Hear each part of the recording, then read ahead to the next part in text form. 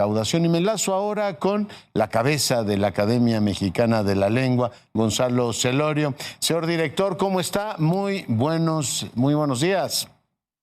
Muy buenos días, Leonardo. Bien, gracias. Oiga, sigue teniendo eco esa entrevista que me concedió hace como un mes, en la que hablamos, entre otras cosas, de una noche suya en el departamento de Julio Cortázar.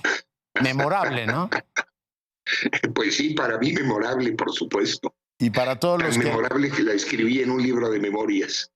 Oiga, y para todos los que lo hemos visto, ¿no? La semana pasada la puse de nuevo y mucha gente me lo comentaba. Oiga, se reunieron las academias de la lengua y todos los que participan en digamos, la promoción y el darle brillo, lustre y esplendor a nuestra lengua en España, ¿no? Para el gran Congreso de la Lengua Española. ¿Por qué no comparte con el auditorio cuáles son las líneas generales y hacia dónde va nuestra lengua, particularmente en este nuevo espacio? Yo ayer usé por primera vez el chat GPT y que se expresa correctamente en nuestra lengua, pero en fin, ¿hacia dónde va? ¿Cuáles son las preocupaciones de los académicos?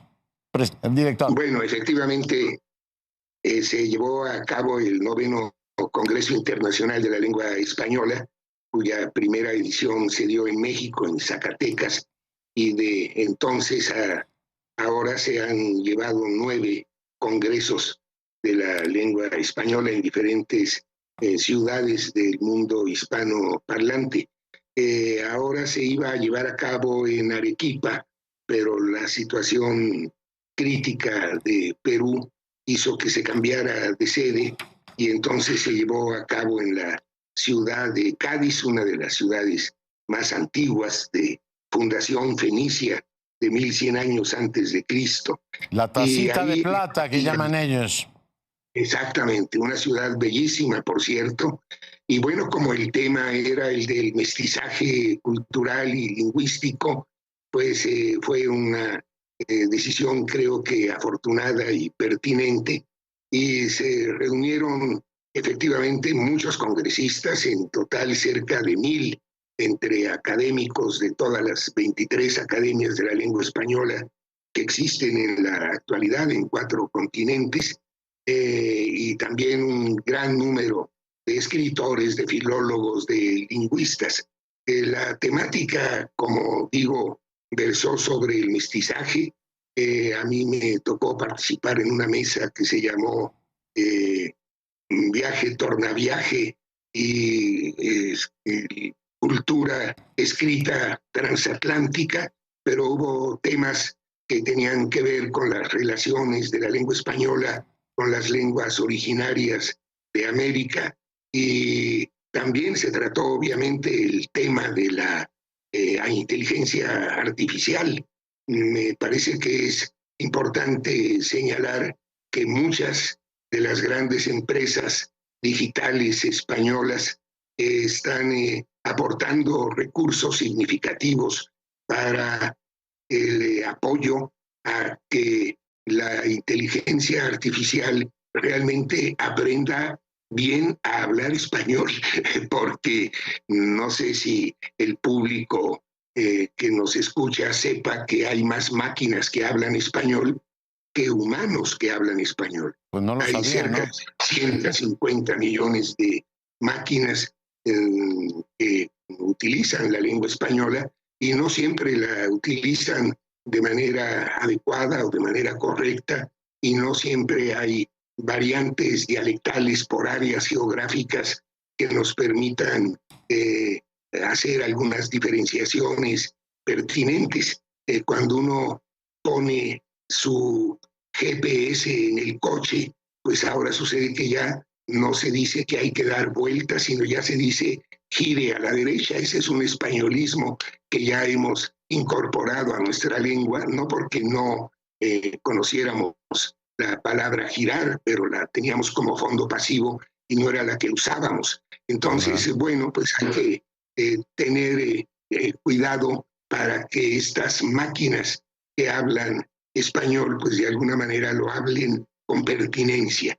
El otro día descubrí que Siri era una señora de Bilbao, ¿no? Lo cual sí le da efectivamente pues una connotación particular a la forma en que habla. Y sí, es verdad, yo tengo también mi Alexa habla con acento, o sea, habla con tono peninsular. Pero ¿cómo ponernos de acuerdo, director, para que el Internet, que es este gran espacio donde nos, digamos, comunicamos ahora, y esta inteligencia artificial resulten comprensibles para paraguayos, uruguayos, chilenos, peruanos, nicaragüenses u hondureños? Por ejemplo, aquí en México ya es común decir, voy a postear algo.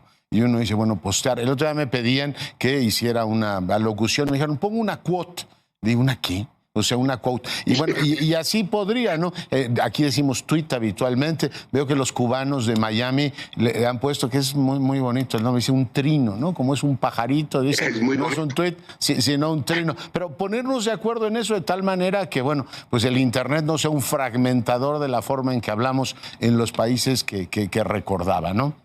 Director. Sí. Bueno, lo que yo quiero decir es que la lengua española milagrosamente tiene una unidad verdaderamente notable. Solamente el 8% de todas las voces o acepciones que se registran en el diccionario de la lengua española tienen una marca dialectal, es decir, que podemos decir que el 92% de las palabras que usamos pertenecen al español general.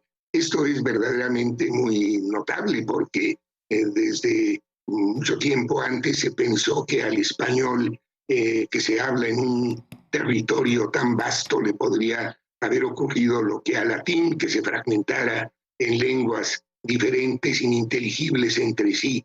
Eso no ha ocurrido y sobre todo hay que decir que en la norma culta la homogeneidad es mucho mayor que en las normas populares, de manera tal que por eso se tiende a la norma culta en el sistema educativo, es la lengua de los libros, de los ensayos, y hacer la lengua. Por eso lee uno a Gonzalo Celorio o a Jorge Edwards con el mismo placer, sea uno chileno y el otro mexicano, ¿no? Pues muchas gracias. Pero sí hay de todas maneras algunas variantes dialectales en lugar, en mi opinión, de atentar contra la lengua española, bueno, le dan una cierta diversidad que no va en contra de la inteligibilidad. A mí me parece que hay una diferencia muy notable en términos cuantitativos entre el fondo activo y el fondo pasivo. Es decir, que usamos un número bastante reducido de palabras, pero entendemos muchas más palabras de las que utilizamos.